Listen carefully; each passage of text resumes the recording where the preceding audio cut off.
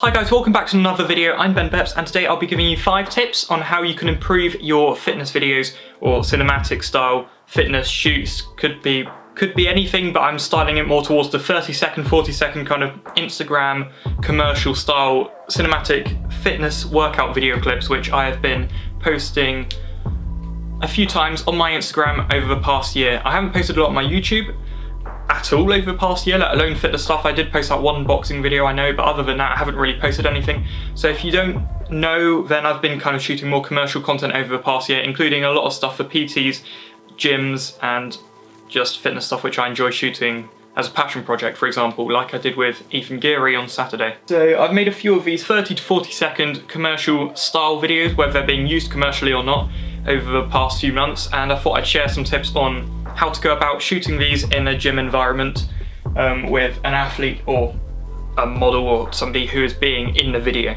Just 5 tips which I've picked up from my own experience from shooting these videos.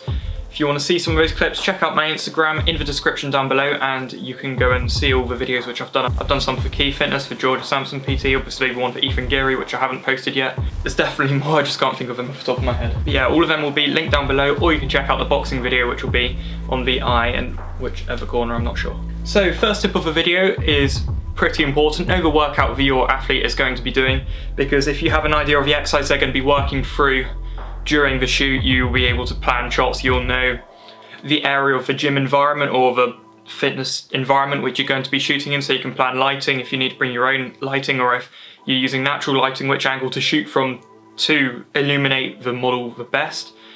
So yeah, definitely go into the shoot knowing what your athlete is going to be performing on camera. Ask him or her beforehand, or if you're totally in control of the video, make sure you've got a plan of which exercises you're going to be doing where in the gym and how it's going to be lit, where you're going to shoot from, how you're going to go about keeping good gym etiquette, not getting in people's way if you're shooting in a public gym while there are other people there. Definitely important to know what your athlete's going to be doing during the shoot.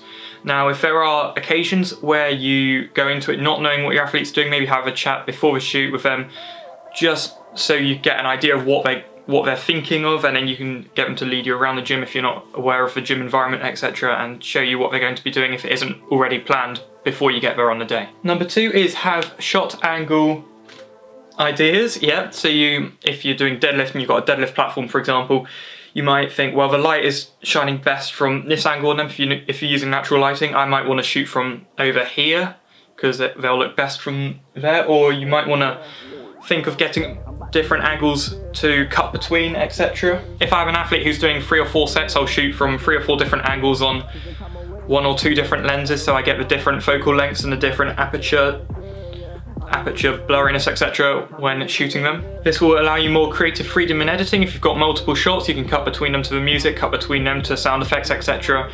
Show multiple angles of the athlete. Also makes like the video look more professional as well, because you've thought to go and do these different shots to cut between. It looks like if you cut them at the right moment as well, it looks like you've got more than one camera rolling at the same time, which obviously isn't true if you think about it properly, but it just looks like seamless moving around them type of thing, which can make your videos look a lot more professional. And obviously if you've got different lenses which you want to be shooting on, then obviously make the most of that, take advantage of that by doing different angles, having different shot ideas for, I don't know, if you're shooting on a wide angle lens, you're shooting at 16mm, have a wide dramatic shot of them, and you cut into 60mm, you will shoot from a different side of the gym to get a different angle of them. Have these planned out in your head, because you don't want to be going in blind. You want to have an idea of the kind of shots which you want to have of the athlete, so then it will make it a bit easier for you in editing. You'll have more creative freedom and it will look more professional. Number 3, movement is key. This is obvious. You're filming an exercise video, the athlete's going to be moving, you should be moving yourself. If you've got a lot of movement in camera, it's going to fit the style of the video better. If you're filming on a tripod, filming an athlete, that's a bit stupid unless you're filming yourself, because you're going to have absolutely no movement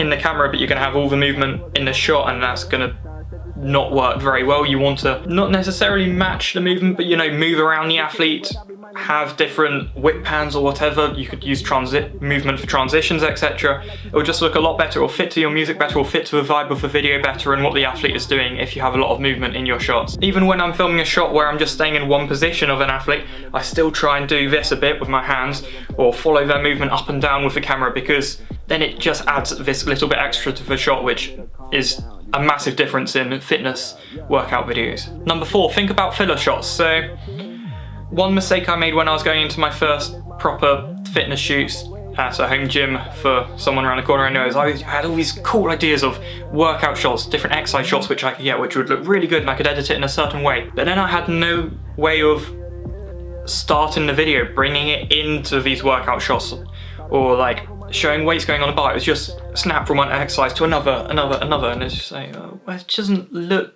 great, does it? It just looks a bit unplanned.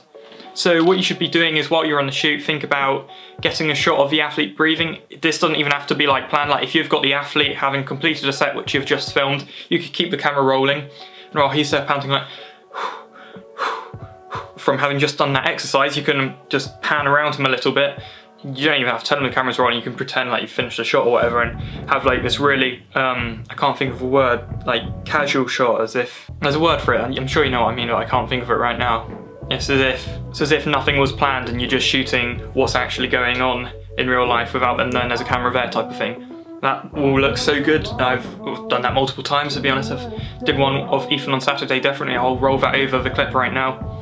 And he knew the camera was rolling at that point, but like I'd explained to him what I was trying to get at, so I just said, I'm filming right now, but you just rest between sets. This shot looks quite cool, I'm just going to get it as I pan around him. Doesn't necessarily have to be panning around and breathing either. You can get shots of them putting weight plates onto the bar before the beat drops and it goes into them doing the exercise. I think that looks quite cool.